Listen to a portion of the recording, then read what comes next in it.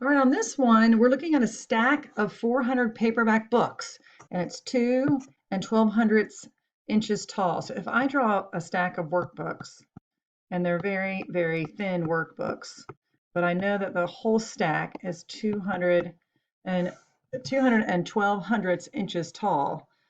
I want to make sure I take that length and divide it by the 400 paperback books so I can see exactly how tall they are, right? So let's do that. Let's see that if I take that 2 and 12 hundredths and divide it by 400, all right, there's my decimal right here at the top, and 400 will not go into 200 very much. So the first one is a 0, the second one is a 0, and then the next time if I add a 0 in there, well, now it's like, okay, well, what 400 times what? If you're not really sure, look at the first digit here and the 21 here.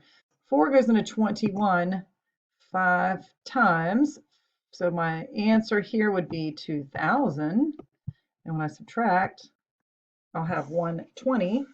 If I want to keep dividing, I'm going to add a 0 and bring it down. And I know that 3 times 400 is 1,200, and I'm left with nothing. So each paperback workbook is 53 10,000ths of an inch.